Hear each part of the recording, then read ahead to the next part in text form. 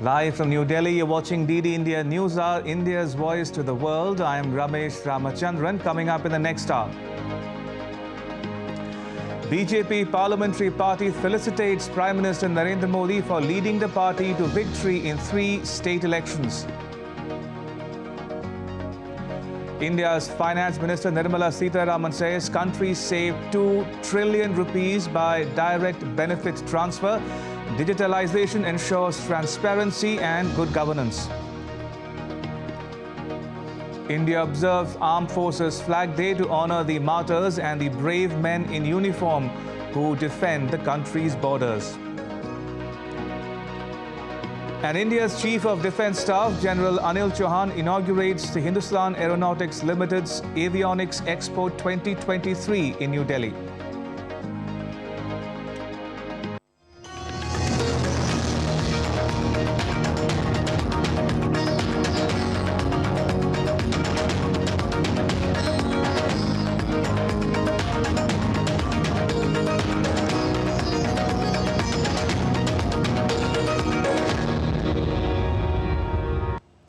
The members of Parliament of India's ruling party, the Bharatiya Janata Party or the BJP, gave a rousing welcome to Prime Minister Narendra Modi at a parliamentary party meeting in New Delhi. Parliamentary Affairs Minister Prahlad Joshi said Prime Minister Narendra Modi exuded confidence in the party after winning in 3 states and said that the party has increased its strength multiple times. Our strength has improved. Along with Chhattisgarh, Rajasthan and Madhya Pradesh, where we have won with a comfortable margin, but whereas at the same time, Bharatiya Janata Party has improved its strength in Mizoram and Telangana also in many folds. And joining me is my colleague Vikas Sarthi. He joins us from New Delhi. Vikas, if you're with us, is the BJP win in these 3 states a ringing endorsement of Prime Minister Modi's development model, that development trumps caste? PM Modi himself says he believes in only 4 castes: women, youth, farmers and the poor.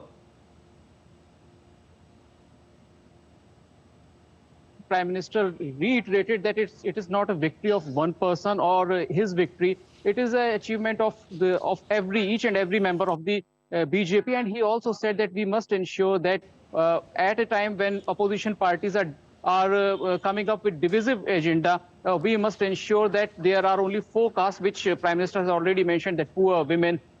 These are 4 castes which we should focus on, and we should work in that direction, that all these 4 castes must see development. They must also get benefits of the development of the country. So he said that this is not a time that we should be content with the outcome of these assembly elections, where BJP has in fact decimated the opposition, particularly the Congress, in 3 states. And Prime Minister said that we should continue with our approach, that BJP is working for the most downtrodden section of the society. That was the message from Prime Minister. And when this meeting started, we saw that members from both the houses, Lok Sabha and Rajya Sabha MPs of BJP, gave a huge round of applaud to the Prime Minister, and they were chanting as they always do after such kind of victory. We heard they were chanting slogans of Prime Minister Modi, but after that, Prime Minister reminded that it's not a victory of just one person or his victory. It's a collective win, and we must ensure that in the future also we must proceed with the agenda of poor and downtrodden. Indeed. Also, Vikas, was there any message that PM Modi wanted to convey to his party before the 2024 Lok Sabha election? Well, right, Ramesh, the message was that, in fact, these results have enforced. In fact, they have in a way gave a kind of approval from the voters that they don't believe in the partisan politics or caste politics, and because of that reason, we must ensure, the party must ensure that the party will continue with the policies which have been in place for the last two successive governments of Prime Minister Modi. And in the coming days, particularly the workers and the MPs as well, they must also ensure that whatever steps have been taken by the government, what policies have been initiated by the government, these information related to these policies, these welfare programs must reach to the beneficiaries, to the voters as well. All right, we'll leave it at that. Vikas Sarthi, New Delhi, thank you for your inputs. Appreciate it. And staying on this very story, Indian Prime Minister Narendra Modi addressed, as my colleague Vikas Sarthi said there, the members of the BJP this morning during a parliamentary party meeting. Now, some key takeaways from his address include, this victory, he says, is not my victory alone, and that the credit for victory goes to the entire party. That's number one. He went on to say that this victory is the victory of the hard work of the workers. He says everyone worked together. One should not underestimate the people of the country. He says only 4 castes exist for him: the poor, women, youth and farmers, and that all must engage in the Viksit Bharat Sankalp Yatra. All members of parliament, he says, should participate in the Viksit Bharat Sankalp Yatra. The schemes have to be taken to the masses. All must inform the people about these schemes. He urged people to make India a developed country by the year 2047. He added that the BJP's record of returning to power is 57%, whereas that of the Congress party is only 18%. Right, moving on the fourth day of the winter session of India's Parliament, the lower house resumed proceedings with question hour. The House is scheduled to take up the discussion and voting on the supplementary demands for grants, first batch for the year 2023-24. The Lok Sabha will also continue the discussion on the Central University's Amendment Bill later in the day. In the upper house, a short duration discussion on the economic situation of the country is underway, while the J&K Reservation Amendment Bill 2023 and the J&K Reorganization Amendment Bill 2023 and the Repealing and Amending Bill 2023 is listed to be taken up for consideration and passing today. Meanwhile, India's Minister of External Affairs, Subramaniam Jaishankar, while responding to a question on official visits to Latin America, shared that trade with Latin America is nearing $50 billion. Today, our trade with Latin America is nearing $50 billion. We have a very significant flow of people there. There is a lot of services trade which is taking place in Latin America. We have also designated special conclaves for which Latin American delegations come here. So I would certainly be confident that we will see many more visits to Latin America, not just by me, but by my other ministerial colleagues as well. Now, Prime Minister Modi also attended the proceedings in the upper house today. In some other news, India's Finance Minister Nirmala Sitharaman addressed the Global Economic Policy Forum in New Delhi's Bharat Mandapam complex. The minister said the country saved 2 trillion rupees through direct benefits transfer and that digitalization ensures transparency and good governance. After having brought the direct benefit transfer to the accounts of the poor, government's money going to the accounts of the poor directly, have saved more than 2 trillion Indian rupees. 2 lakh crores of Indian rupees has been saved because no more spurious recipient of these benefits.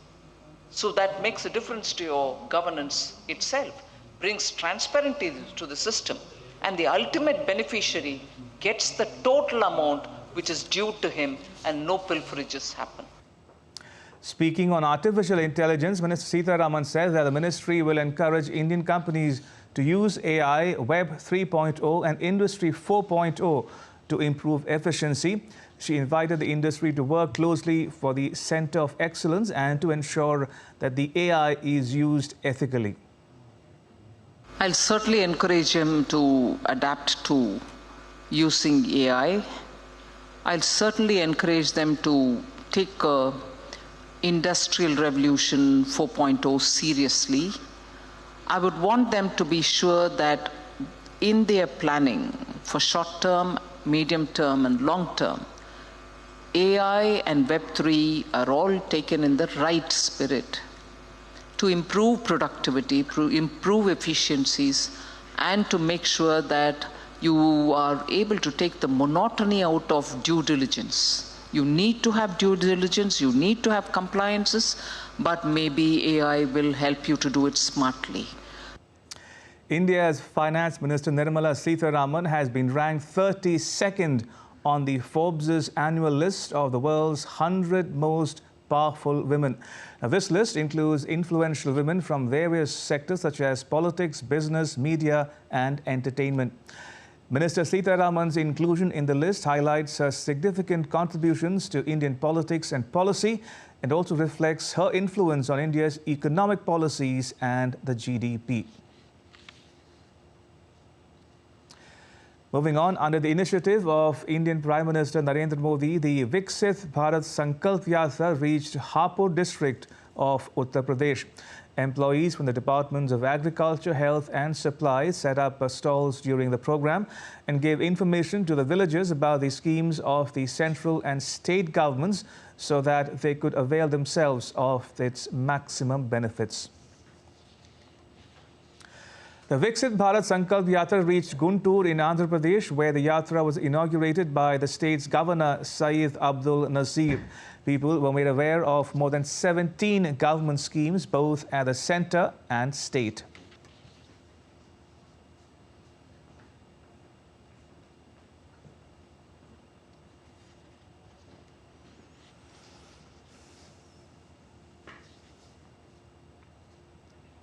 The Viksit Bharat Sankalp Yatra also reached Amethi district in the Indian state of Uttar Pradesh. People participated enthusiastically in the Yatra's campaign, where they were given detailed information about the schemes run by the central and state governments.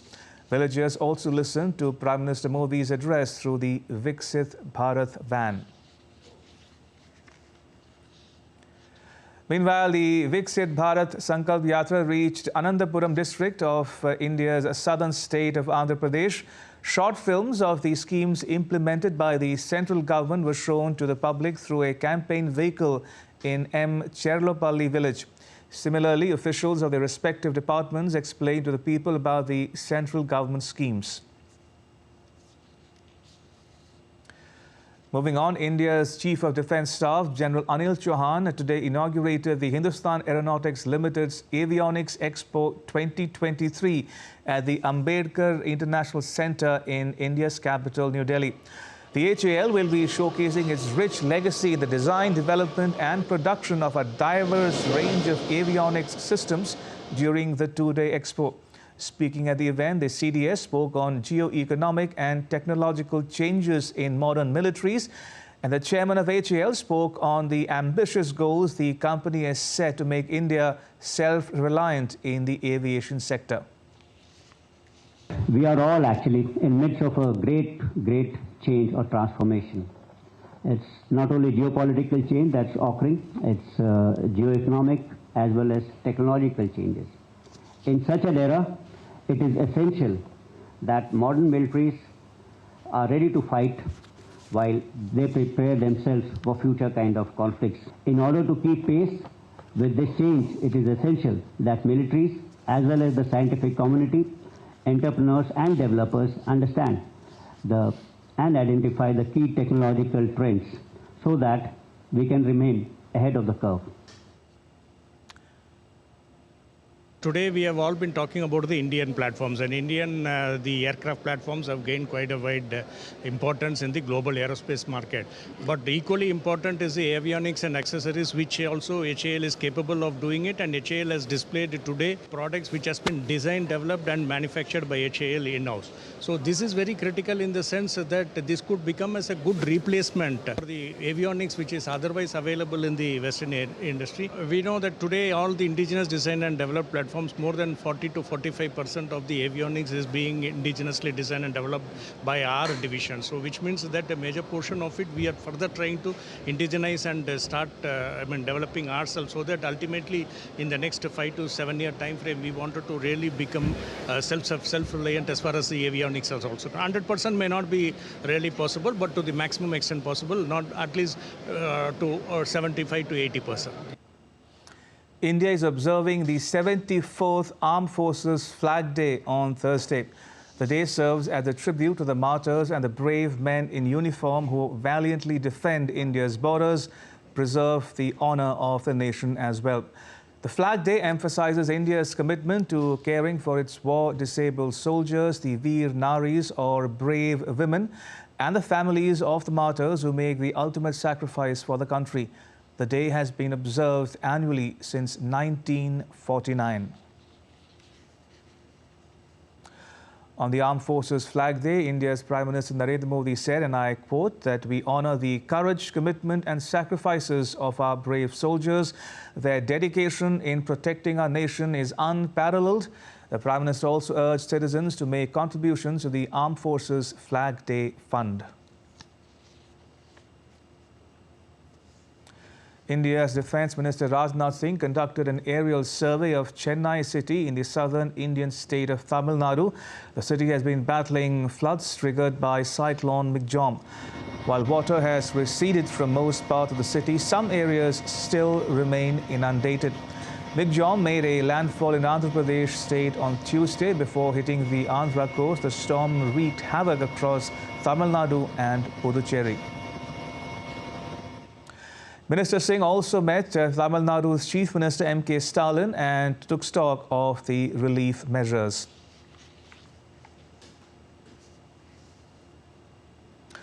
Meanwhile, India's Home Minister Amit Shah has said that the Indian government has taken several steps to help the cyclone-hit areas. On social media platform X, Minister Shah said that Prime Minister Modi has approved the first urban flood mitigation project worth 561.29 crore rupees for the integrated urban flood management activities for Chennai Basin project. The project will help make Chennai flood resilient. It also includes central assistance of 500 crore rupees. Minister Shah added that Prime Minister Modi has also directed the Ministry of Home Affairs to release in advance the central share of the second installment of the State Disaster Response Fund to Andhra Pradesh and Tamil Nadu.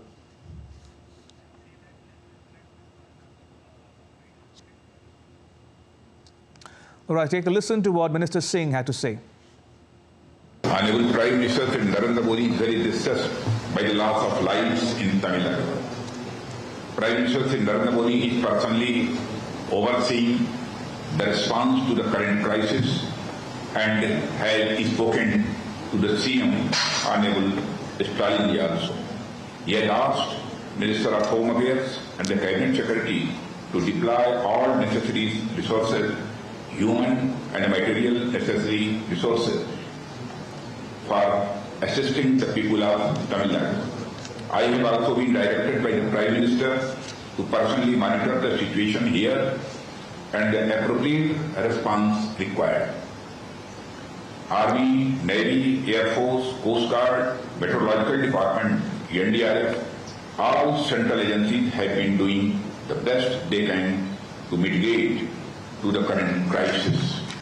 And my colleague Jaya Singh now joins us on the phone line from Chennai. Jaya Singh, how is the situation now? How is Chennai coping with the impact of Cyclone Migjom? Well, most parts of Chennai have come back to normalcy. However, the situation in certain areas still remain a little bit of challenging due to the gravity of the waterlogging problems. The Army, the Indian Air Force and the NDRF and their state counterparts like SDRF, they are all battling the waterlogging issue, and coupled with that issue is moderate and a slight rain that has resumed till this afternoon due to the northeasterly wind.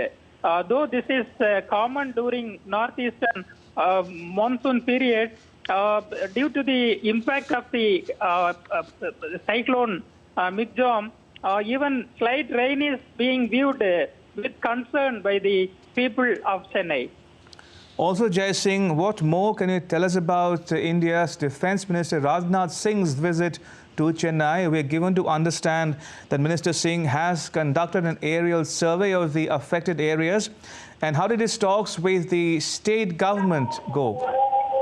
Well, the Honorable Defence Minister has made an exhaustive survey of the affected areas in and around Chennai, like Chengalpattu, Tiruvallur and Kanchipuram districts on a helicopter, accompanied by Minister of State for Information and Broadcasting L. Murugan and State Minister Thangam Tennarasu and the State Chief Secretary as well. Later, he met the Chief Minister in the State Secretariat in Chennai. He was briefed by the Chief Minister and other senior officials about the gravity of the situation and also the ongoing rescue and relief efforts.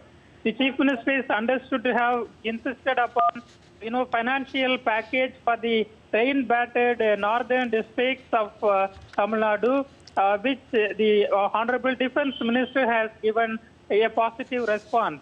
And it is to be noted that Honorable Prime Minister has also offered maximum support for rain-affected states, including Tamil Nadu, and the recently announced flood mitigation fund for cities like Chennai is really going to be of immense help for the city to be resilient to meet any emergency situations that may arise in future once the works are done. All right, we'll leave it at that. Jaya Singh in Chennai, thank you for your inputs. Appreciate it. And still to come on DD India News Hour. Israel Defense Forces claim to encircle the house of Yahya Sinwar, the chief of Hamas in Gaza. And the presidents of the European Council and European Commission to travel to Beijing for the EU-China summit.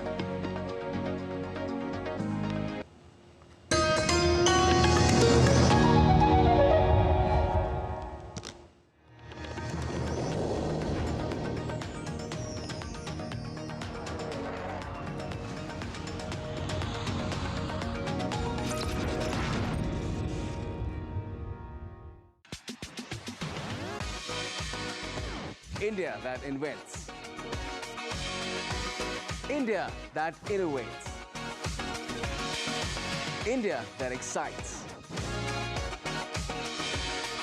India that invites. Land of possibility. Teeming with opportunities. Watch India Ideas each Thursday, 8 p.m. only on DD India.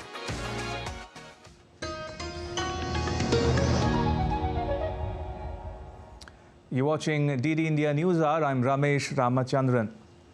As leaders of the group of 7 countries held their summit in Japan, discussions on the Russia-Ukraine conflict took center stage. DD India's Chris Gilbert reports from Tokyo. In May, when the G7 leaders held their summit here in Japan, they said that they were going to target Russia's revenue to continue its war campaign in Ukraine by cutting off, energy revenue, but particularly focusing on the global trade of Russian diamonds, considering that previous packages from Tokyo to Ukraine have come in the hundreds of millions of dollars, and this money is really focused on humanitarian aid. Japan cannot export weapons or ammunition. Its constitution forbids it for doing so, although the ruling parties are working very hard to try and find workarounds to allow Japan to export ammunition and weapons at the moment. But it is focused on regenerative aid such as power, resources, and also providing aid to Poland as well to help that country with the humanitarian crisis with the refugees coming in from Ukraine. But look, this This is really important for Japan. Experts here in Tokyo are reminding me just this morning that Japan is the only Asian nation inside the G7.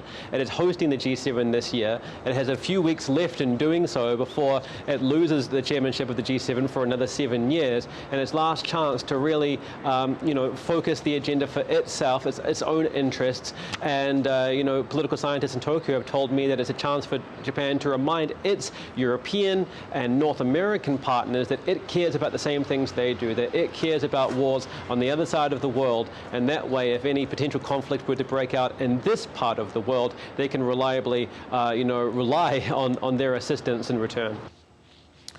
In some more news concerning the European Union, Italy has quit China's Belt and Road Initiative. The BRI agreement between the two countries expires in March 2024, and Rome has said it will not be renewing the pact. In 2019, Italy became the first and so far the only major Western country to join China's trade and infrastructure program, ignoring warnings from the US that it might let China take control of sensitive technologies. Earlier, Italian Prime Minister Giorgia Meloni, who became the premier last year, said that the BRI project had brought no significant gains to the country. My colleague Andrew Wood joins us from Hong Kong for more on this developing story. Andrew, how and why did Italy quit China's Belt and Road Initiative? Well, as you just quoted the Prime Minister there would be no significant advantages from it. I mean, she'd campaigned before she became elected on leaving the Belt and Road Initiative. Now, the Belt and Road Initiative is pretty big. It's been going for 10 years. China has lent billions upon billions of dollars to mainly developing countries around the world to do things like build roads, rail lines, ports, airports, and so on. The idea is it lends them the money, and then the country uses that money to pay a Chinese company to build the railway line, the road, or whatever. And there have been criticisms of this, saying that it's a debt trap, that China is deliberately lending too much money.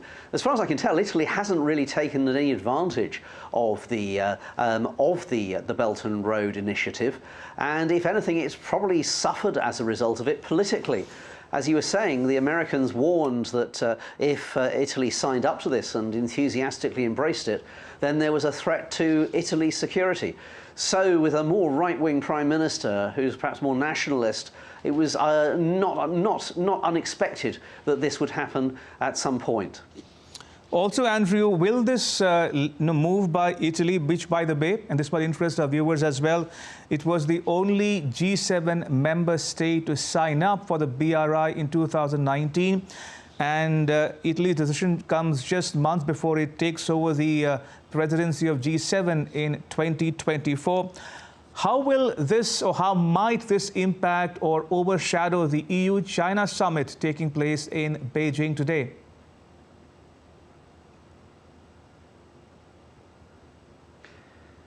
Well, I don't think it will overshadow it. It's certainly a good time to announce it, perhaps, as the world is focused on the European Union's relations with China.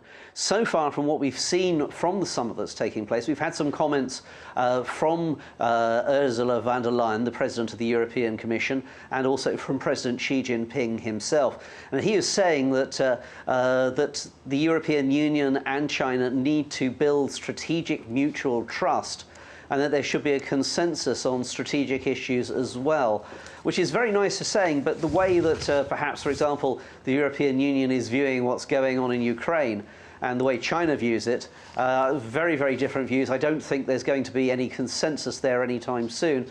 And I think that in this respect, Italy's decision and the announcement over the past day or so is not, I was going to say, it's not going to overshadow the summit, but it certainly is an indication of how, a symptom of how China and the European Union's relationship can be difficult. Andrew, thank you for your inputs. There was Andrew Wood reporting from Hong Kong. And still to come on DD India News Hour. The US Food and Drug Administration set to approve the first ever gene editing treatment for sickle cell disease. The U.S. Justice Department files charges against 4 Russian nationals for war crimes connected to an assault on a U.S. resident in Ukraine in the year 2022. And Iran's President Ibrahim Raisi to hold talks with President Vladimir Putin of Russia in Moscow today.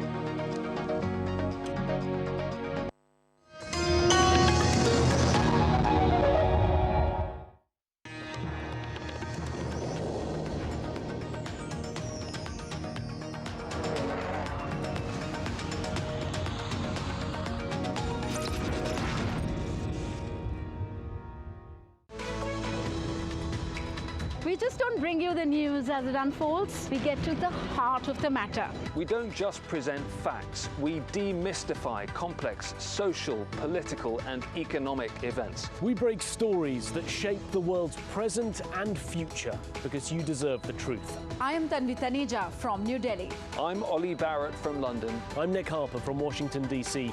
Join us on DD India Global Monday to Friday at these times.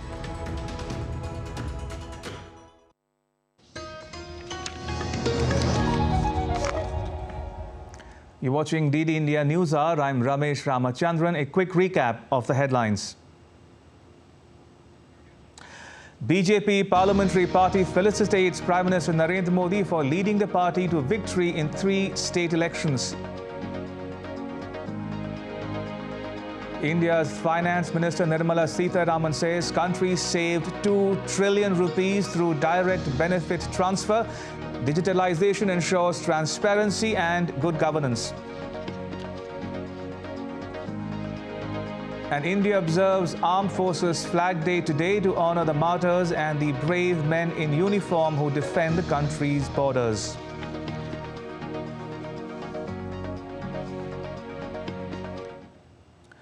The U.S. Food and Drug Administration is expected to approve the first ever gene editing treatment for sickle cell disease at a meeting on the 8th of December. Now, sickle cell disease is a debilitating blood disorder affecting more than 20 million people worldwide, and it is widespread among the tribal population in India as well. The treatment could be transformative, a cure some say, but as DD India's correspondent Tony Waterman explains, even if the life-saving therapy is approved, it is likely to remain out of reach for many. Then what the boys gonna eat? On this day, Ariel Denman is the picture of perfect health.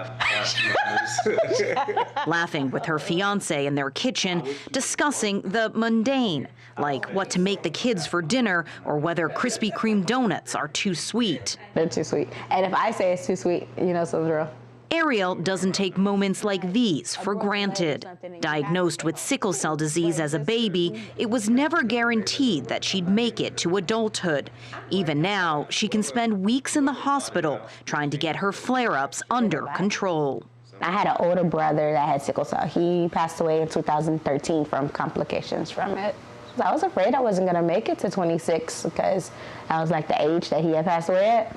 I was afraid, like that was my #1 fear, but I am 33, so I'm just trying to make it to 35 now. Look, that's the next goal, that's the next goal. Ariel is just one of the estimated 20 million people worldwide suffering from SCD, an inherited blood disorder that causes normally disc-like red blood cells to turn sickle or C-shaped. The cells clump, reducing oxygen flow in the body, which can lead to organ failure, stroke, and excruciating pain. The disease is widespread among India's tribal communities. According to the Ministry of Tribal Affairs, about 1 in 86 births among scheduled tribes have SCD. Much of the disease concentrated in the Deccan Plateau of central India. About a quarter of those with the disease never make it to their 2nd birthday. Yet treatment options globally have been limited for decades. It's not at all at the global stage a rare condition. It's a condition that has been neglected for 112 years, and it is about time that policy, science, and medical care focus on that condition. Now, a new breakthrough gene editing treatment offers the promise of a cure for those suffering the worst effects of the disease. The treatment permanently alters a patient's DNA, cutting out the gene mutation that causes SCD. The revised cells are then infused back into the patient's body, where they multiply. In clinical trials, many patients said their symptoms were completely eliminated. Last month, the UK became the first to approve the treatment, but there are concerns it will be too expensive and require expertise to administer, making it inaccessible to most, especially in developing nations like Africa and India. A medication that is 1.5 million potentially from one treatment, even in America, is not equitable. And then approving it will give an impetus for both the researcher, for the funders, and a hope for patients that we can make that treatment very much equitable in future. Experts say major investment is required to improve the machinery of gene editing itself, to make the process easier, reduce costs, and limit the side effects. My youngest, he did that. Still, Ariel Denman sees it as a first step towards a real, accessible cure for everyone. So moms like her, it's a memory of like how small they were, and then when they get older, can see their children grow from little boys to men. Tony Waterman in Austin, Texas, reporting for DD India. And then for Valentine's. And now to West Asia, where Israel's Prime Minister Benjamin Netanyahu has said that the Israeli Defense Forces are encircling the house of Yahya Sinwar, who is the chief of the Hamas in Gaza. Sinwar is also one of the main masterminds of the 7th October Hamas attacks that claimed more than 1,200 lives in Israel. Netanyahu's announcement came as Israeli troops ramped up operations in Gaza's Khan Yunis, where the Hamas leader's house is located. However, Sinwar's exact location is not known yet. Yesterday I said that our forces could reach anywhere in the Gaza Strip. Today they are encircling Sinwar's house. His house may not be his fortress, and he can escape, but it's only a matter of time before we get him. And shifting focus to the Ukraine-Russia conflict now, powerful explosions rocked the industrial district of the Russian-controlled Donetsk city, setting an oil depot ablaze on Wednesday. The Russian-backed city authorities have not commented on the incident. Also, there was no immediate response from Ukraine. Ukrainian troops continue to hold positions on the outskirts of Donetsk, and it regularly comes under artillery fire. U.S. President Joe Biden pleaded with Republicans for a fresh infusion of a military aid for Ukraine on Wednesday, warning that a victory for Russia over Ukraine would leave Moscow in a position to attack NATO allies. Well, Congress, Republicans in Congress are willing to give Putin the greatest gift he could hope for and abandon our global leadership, not just Ukraine, but beyond that. We've all seen the brutality that Putin has inflicted on Ukraine, invading another country, trying to subjugate his neighbors to his iron rule. If Putin takes Ukraine, he won't stop there. It's important to see the long run here. He's going to keep going. He's made that pretty clear. If Putin attacks a NATO ally, if he keeps going, and then he attacks a NATO ally, well, we've committed as a NATO member that we defend every inch of NATO territory. The United States Department of Justice has filed charges against 4 Russian nationals for war crimes connected to an assault on a U.S. resident in Ukraine in the year 2022. The FBI director voices concern over human suffering in Ukraine and vows to ensure that war criminals face justice. DD India's Carolyn Malone reports from Washington, D.C. It's the first time the US government has used a decades-old law to prosecute people who've committed war crimes against US citizens.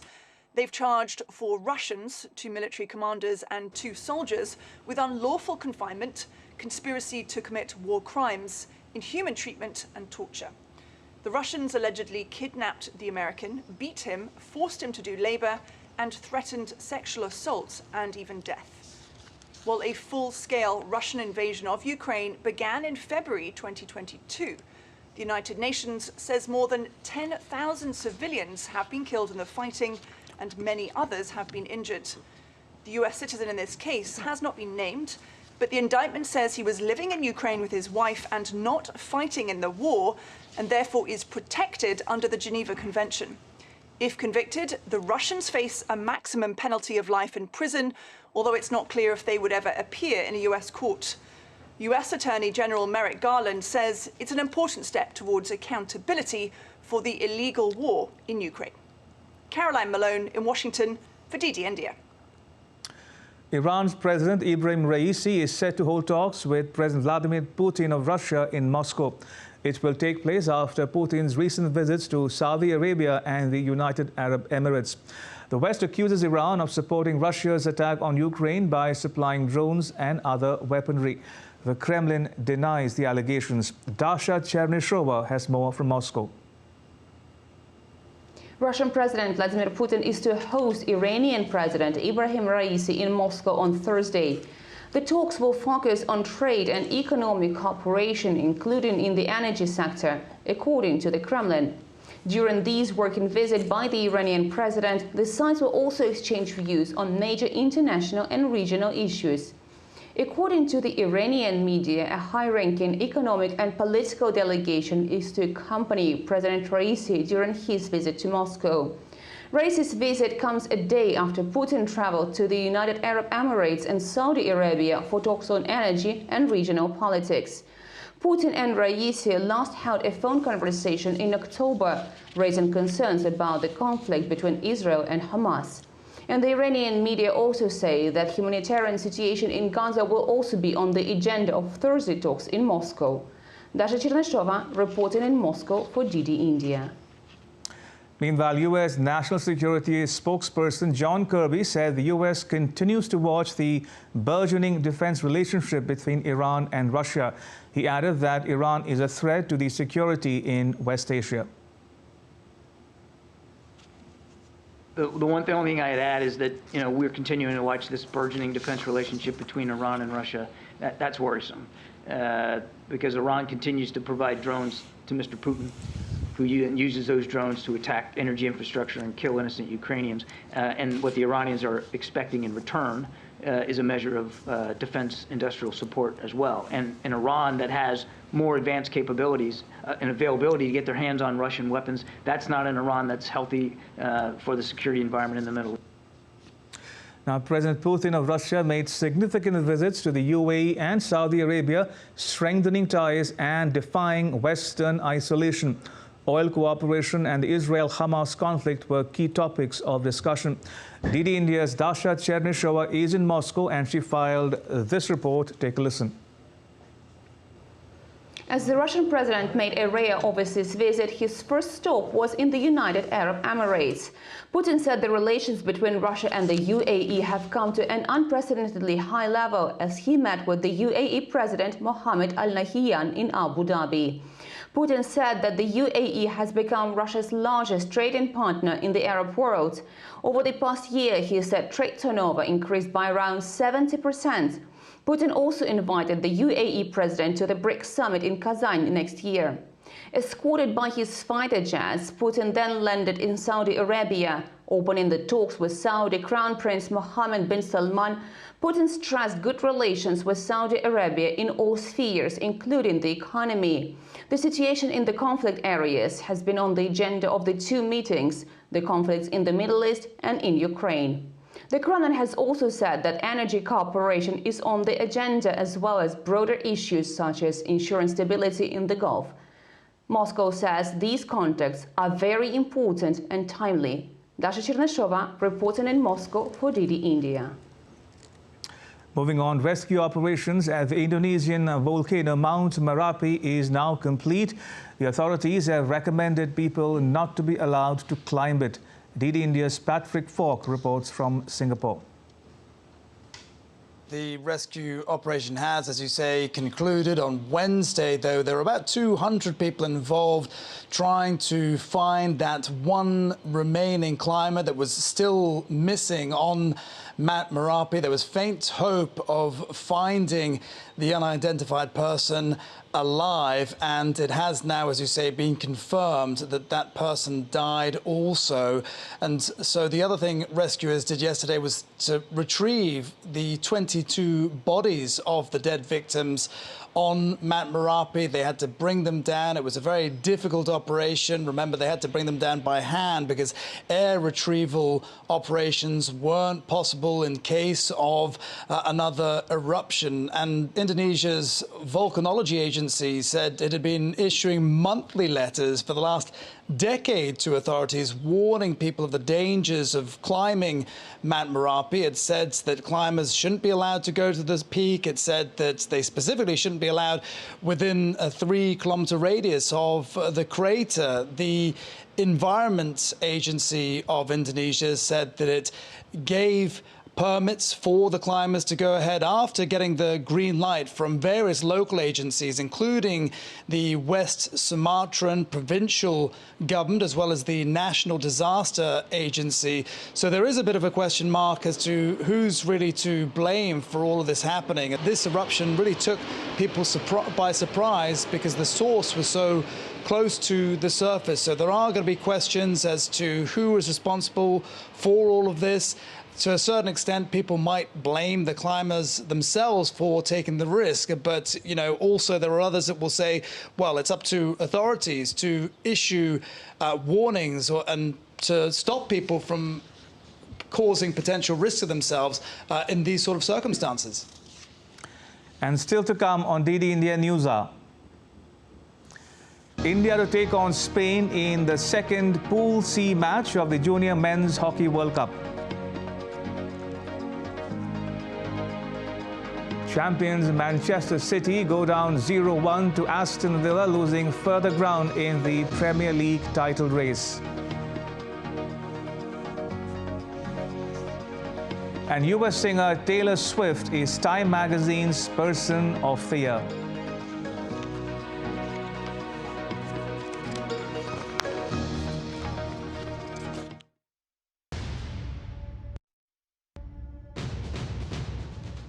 एक लंबे रक्तपात भरे युग का अंत धारा 370 के समाप्त होने से पहले। For decades and decades, downtown area of Srinagar has always been symbolic of unrest, turbulence, turmoil, disturbances, and everything that has to do with the disruption. पहले तो महीने में 20 दिन होता था हड़ताल, अब नहीं होती।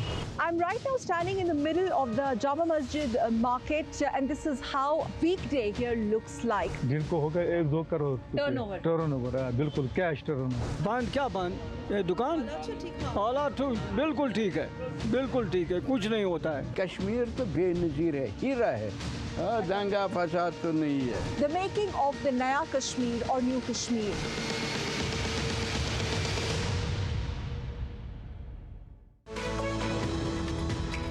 We just don't bring you the news as it unfolds. We get to the heart of the matter. We don't just present facts. We demystify complex social, political and economic events. We break stories that shape the world's present and future because you deserve the truth. I am Tanvi Taneja from New Delhi. I'm Ollie Barrett from London. I'm Nick Harper from Washington, D.C. Join us on DD India Global Monday to Friday at these times.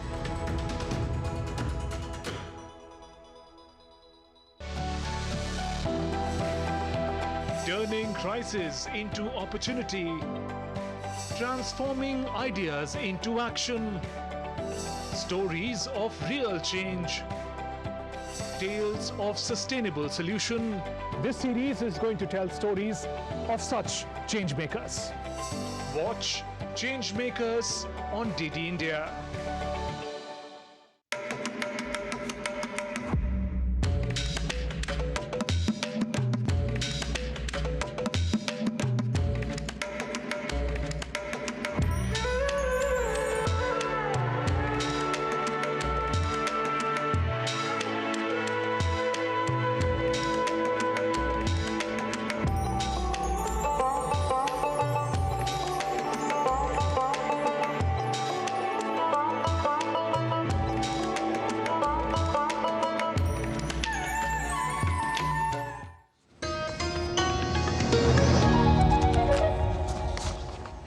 You're watching DD India News Hour. I'm Ramesh Ramachandran. And now to all the news from the world of sport with Abhishek Mahajan. Abhishek, take it away. Thank you, Ramesh. We'll start with hockey. India will take on Spain in the second Pool C match of Junior Men's Hockey World Cup on Thursday. India overcame South Korea in the opening match 4-2 after vice-captain Arjit Singh Hundal scored a hat-trick. But India's coach C.R. Kumar was not satisfied with the performance and said his team needs to be more clinical and avoid conceding unnecessary penalty corners. India conceded 6 penalty corners while earned just 2 against South Korea in the first game. But India will start as favourites against Spain because of the current form of the players. The Spaniards are India's toughest opponents in the pool that also include Canada. They won a bronze medal at the 2005 edition, and India had clinched a silver medal way back in 1997 in England. India's last pool match is against Canada on Saturday. All right, cricket now. Indian leg spinner Ravi Bishnoi becomes world's #1 T20I bowler, replacing Rashid Khan as per the latest ICC rankings. Bishnoi reached the top spot in the T20I bowling chart due to his stunning performance against Australia. The 23-year-old was declared player of the series as he took 9 wickets from 5 games. This was against Australia, the series that was played. Bishnoi was India's go-to bowler in the just concluded T20I International Series. Bishnoi has jumped 5 places to dethrone Afghanistan's spinner Rashid Khan from the top slot. Sri Lankan spinner Wanindu Hasaranga and England's Adil Rashid are joint 3rd in the rankings. And England women trounced India by 38 runs in the first T20I of the 3-match series in Mumbai. Daniel Voigt and Natalie Sciver-Brunt hit half-centuries and raised a 138-run partnership to set up the victory. Batting first, England scored 197 for 6, which was their second highest T20I total against India, despite an impressive 3-wicket haul by Renuka Singh. In reply, opener Shefali Verma smashed a 42-ball 52, but the hosts were never really in command and finished on 159 for 6. India got off to a sparkling start as England's Mahika Gaur leaked 12 runs in the first over and Lauren Bell gave away 8. But England brought Sciver-Brunt into the attack and the star all-rounder dismissed Smriti Mandhana. Jemima Rodrigues fell 3 overs later and it seemed England would march towards a big win.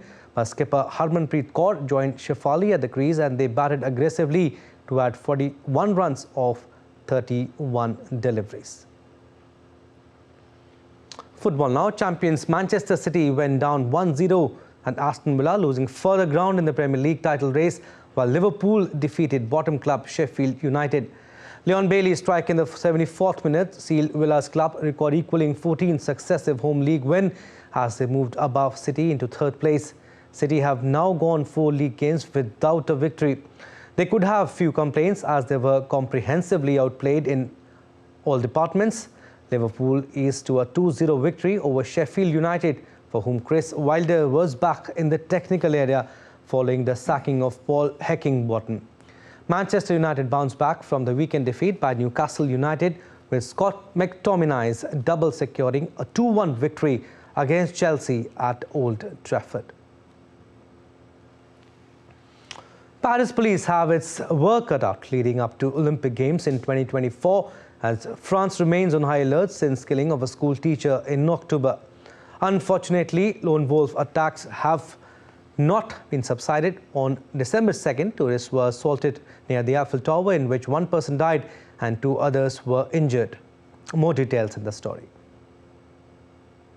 Ahead of the Paris Olympics in 2024, police gear up for heightened security operations to prevent any untoward incident. The police bomb disposal teams are working in tandem with the organizers to define the right level of bomb clearing interventions during the next year's Olympics and Paralympics in the French capital. Christophe Perzon, who leads the lab that responds to the discovery of suspicious objects or to attacks and attempted attacks, affirmed that the event is a considerable challenge for the French police. The Olympic Games for all the departments of the police are an absolutely considerable challenge. As far as bomb disposal practice is concerned, there are 2 stages which are quite distinct for us. First is the site inspection stage, since each of the Olympic Games sites will be inspected before being handed over to the organizer.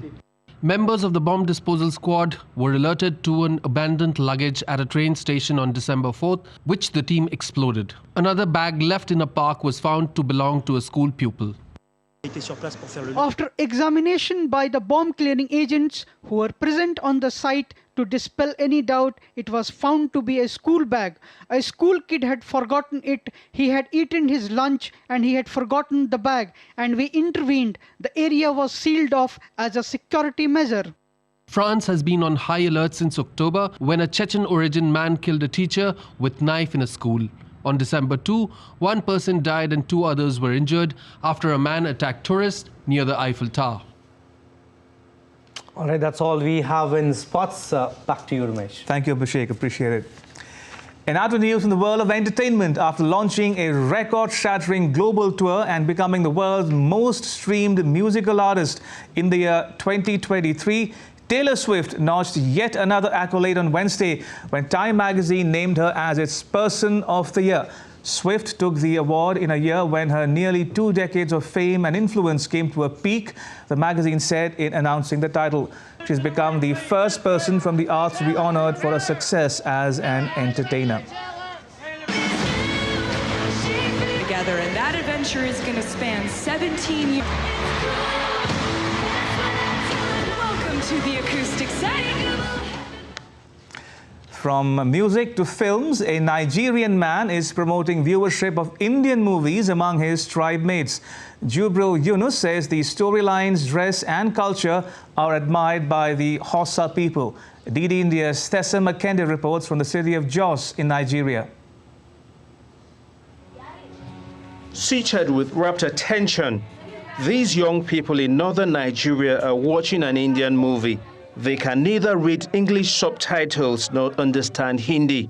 But this movie and many other Indian TV shows are attracting a lot of viewership because Jubril Yunus has taken it upon himself to translate them into the Hausa language, common in the northern part of the country. Each of the movies comes with a script and subtitles for each word. That's what I use for the translation. India has Hindi and other languages. Once you understand a bit of it, especially Hindi, you are good, and I do. Viewers at this local cinema say it is a fulfilling experience to watch and understand. There is a special attachment I now have to Indian movies, hearing it in Hausa. The people dress so well, lots of similarities between them and us here in northern Nigeria. India's movie industry, Bollywood, according to Statista, has grown over the years and is estimated to be worth around $2.8 billion. In 2020, Nigeria's Minister of Information and Culture said collaboration between the country and India in the creative industry is yielding results, with the launch of an all-Nigerian Indian cast movie. Analysts are seeking increased collaboration between both industries for more movies to be translated into local languages in Nigeria the right way. I'm sure the translations are not perfect because only the movie makers can effectively translate the intended meanings. Or at least they should supervise whatever efforts people are putting into translating them. They should be considering that because it will also lead to the creation of jobs. Nigeria's Ministry of Information says it is making the move. It says it has offered land to Indian investors for the construction of a film city in Nigeria's capital Abuja or the commercial center Lagos. Such efforts are expected to result in the making of Indian movies in Nigeria, but also to strengthen collaboration between Bollywood and Nollywood. Tassim Akendi in Jos, reporting for DD India. And with that, it's a wrap on this edition of DD India News Hour. Let us know your thoughts on the news of the day. You can connect with us on Facebook, X and Instagram. You can also check out our website, ddindia.co.in. We'll be back with more news as it breaks here on DD India. I'm Ramesh Ramachandran. From all of us here in New Delhi, thanks for watching DD India News Hour. Are you following the